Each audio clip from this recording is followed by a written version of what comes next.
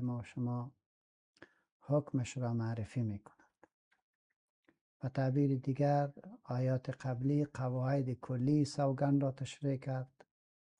آیه تلاوت شده حکم یک سوگند مشخصی که به نام ایلا که در زندگی خانوادگی تأثیر مستقیم خود را دارد او را به بحث میگیرد. و این توالی و پیدا میدهد که قرآن پس از قواعد عمومی در زندگی عمومی که انسان ها دارند و زندگی خصوصی از اونها هم نکات خاص خود را دارد و پیام خاص خود را دارد. در رابطه با نزول از آیات هم شأن نزول های مصداقی دارند و هم شأن نزول های اصلی.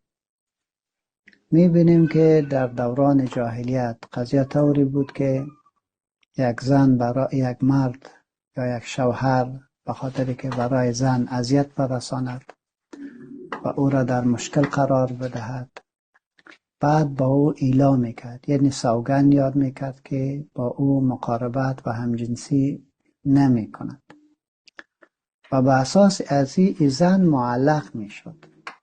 شوهر با او نزدیکی نمی کرد و کسی دیگر را او به نکاح گرفتن نمی دانست و هدف از این کار زیان و ضرر رساندن برای زن بود و مدتش هم معلوم نبود. اسلام آمد این اصل را تهدید میکنه و در یک مرحله خاص او را قرار میده. بنان که اون مرحله 4 ماست. 4 ماه که گذشت، زن به حسب مذهب امام ابو حنیفه رحمت الله علیه طبیعتاً به طلاق باین طلاق می شود. اگر شوهر خواست با تجدید نکاح مجدد با او نکاح میکنه، غیر از او میتونه شوهر دیگری داشته باشه. بنان الله متعال می فرماید که للذین یؤلون من نسائهم، برای کسانی که با همسران خود ایلا میکنن، یعنی سوگند میخورن که با آنان نزدیکی نکنن، تربص 4 اشهر، 4 ماه مهلت و انتظار است. فإن فاءوا، پس از در این مدت بازگردند و سوگند خود دوری بگیرند و نزدیکی با همسرش کنند، بیگمان فإن الله غفور رحیم، الله بخشاینده و مهربان است. و این عزم الطلاق، و اگر تصمیم بر طلاق گرفتن، فإن الله سمیع علیم، یقین الله نیک شنوا و داناست. شأن نزول دیگه هم می آید که امام قرطبی نقل میکنه که از حضرت عمر رضی الله عنه که شبانه در مدینه میگشت که شأن نزول مصداقی می شود. میبینه که یک زن با خود زمزمه میکنه که اگر ترس از خداوند متعال نمی بود، اکنون در این شب کسی دیگری را با خود می داشتم. یک شعر معروف خود را می گوید و از حسرت و دوری شوهرش در حقیقت شکایت دارد. حضرت عمر وقتی که سخن عزیزان را شنید، فوراً پیش حضرت حفصه که دخترش هست و همسر رسول الله صلی الله علیه و سلم بود، برایش گفت که یک زن عروسی کرده چقدر مدت میتونه که از شوهرش دور باشه؟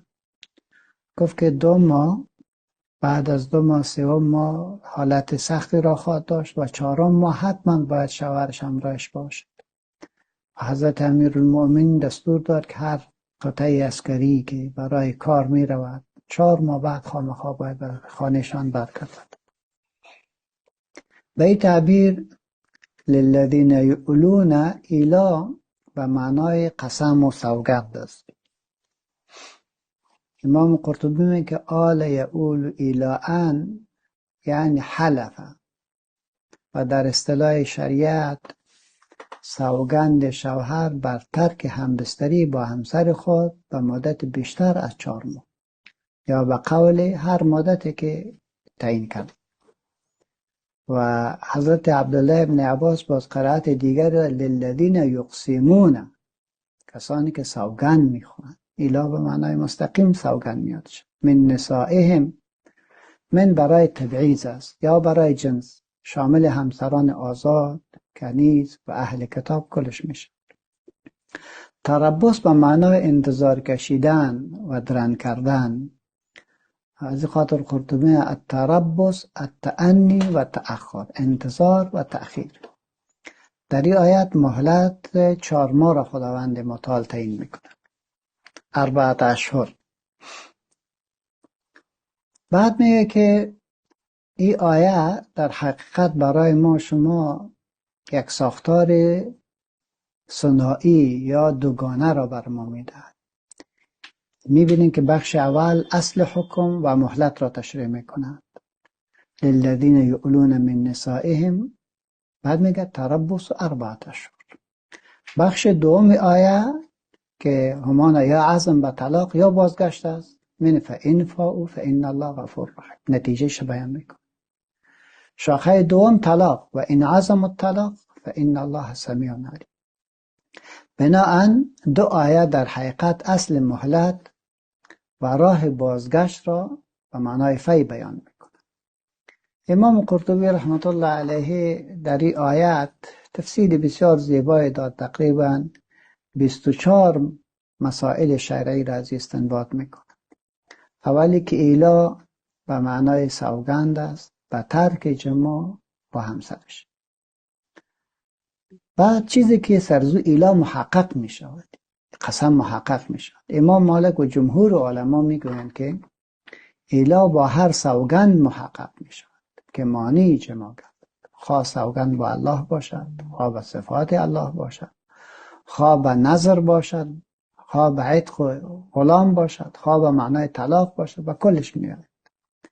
امام شافعی به قول جدیدش میگه که ایلا فقط به سوگند می شود، نه به موارد دیگری که عتق و طلاق و حج و نظر و صیام باشد. نکته دیگری که جمهور علما میگن، از جمله امام مالک، امام شافعی، امام احمد، ابو ثور، میگه ایلا تنها زمان محقق می شود که شوهر سوگند بخورد که پیش از 4 ماه همراه زن خود همبستری نمی کند. اگر بر 4 ماه یا کمتر سوگند بخورد، ایلا در حقیقت نیست. یعنی اگر کمتر از 4 ماه سوگند خورد، در حقیقت اوجا سوگند است و به معنای ایلا نیست، فقط کفاره خود را میپردازد. امام ابو حنیفه رحمت الله علیه میگه که، و امیر رقم امام عطا، که اگر بر 4 ماه یا بیشتر سوگند بخورد ایلا می شود و ایلا محقق است. عبدالله ابن عباس میگه که سوگند بخورد که هرگز با او جماع نمی کند، همبستری نمی کند، و والله بالله، به سوگند باید یاد بکند. بعد از اینکه این 4 ماه پوره می شود، قول جمهور از جمله امام مالک همی است که زن بعد از پوره شدن 4 ماه می رود به حاکم و به قضا شکایت خود را پیش می کند و قاضی شوهرش را یا وادار میکنه که کفاره قسمش را بپردازد و با خانمش هم بستر شد و زندگی خود را ادامه بدهد، و یا ای که بر شوهرش باید طلاقش بده، و اگر طلاق نداد قاضی طلاق میدهد به عوض شوهرش. این قول جمهور علما جمله امام مالک است. و امام قرطبی از سلیمان بن یسار نقل میکنه که 9 نفر از اصحاب رسول الله صلی الله علیه و سلم در ایلا مرد توسط حاکم میگه توقیف باید کرد. قول دیگر از امام مالک، شافعی، احمد، اسحاق، ابو ثور، ابن منذر، این در حقیقت به می باور است که به حکم حاکم و قاضی این موضوع یا طلاق می شود یا باید کفاره بدهد شوهرش. امام ابو حنیفه رحمت الله علیه میگد که اگر کسی با همسرش قسم یاد کرد که با او همبستری نمی کند، هرگاه 4 ماه پوره شد، با مجرد 4 ماه در حقیقت این زن به طلاق بائن طلاق میشه. وقتی که طلاق شد، شوهرش به نکاح مجدد، به مهر مجدد و نو میتونه از سر نکاح کند. و امام حضرت عبدالله ابن عباس، حضرت علی ابن ابی طالب، حضرت لیث، شعبی، حسن، عطا میگه که ایلا فقط با خشم و قصد ضرر محقق میشد. یعنی شوهر قهرش گرفته باشد و خواسته باشد برای زن خود ضرر برساند، اوجا واقع میشد، برای تأدیب نیست. جمهور علما، ابن مسعود، امام مالک، امام شافعی میگه ایلا در هر حالتی، هم در خشم و هم در رضا، در کلش واقع میشه. بنان یک شوهر با همسر خود جهت تأدیب همین کار میتونه بکنه. بعد میبینیم که اگر این شوهر باز میگردد برای خانم خود، در این صورت ما میبینیم که پیام های گسترده در اینجا داده میشود، به این معنا که کفاره زمانی واجب میشود که شوهر سوگند خود را بشکند و با همسرش آمیزش جنسی کند. در اینجا مقدار و ماهیت کفاره به اساس حدیث نبی صلی الله علیه و سلم و صریح آیت واضح شده. الله متعال در سوره مبارکه مائده میفرماید لا یؤاخذکم الله باللغو فی ایمانکم ولكن يؤاخذكم بما عقدتم الأيمان فكفارة إطعام 10 مساكين من أوسط ما تطعمون أهلكم أو كسوتهم أو تحرير رقبة فإن لم يجد فصيام 3 أيام ذلك كفارة أيمانكم. در این آیه تصریح شده که هرگاه یک کس سوگند یاد کرد و سوگند خود را مشکناند. چه رقم مشکناند؟ به حسب حدیث که پیامبر علیه الصلاة و السلام میفرماید که من حلف علی یمین فرآ غیرها خیرا منها فلیأت الذی هو خیر ولیکفر عن یمینه.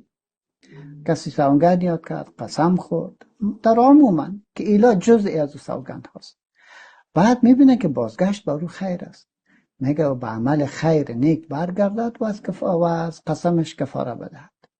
این کفاره چی است؟ در این سوره مائده تشریح شد. اولی که الله میگه که اطعام 10 مساکین، 10 نفر را من اوسط ما تطعمون اهلیکم، از آنچه که خانواده خود را میخورانی از همون خوراک برش باید بدی به 10 نفر یک وقت آنش.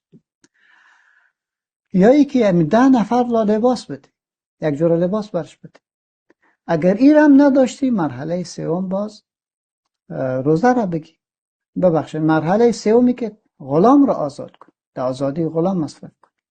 مثلا 4 میشه که تو باید 3 روز روزه بگی. پس این اساس شد.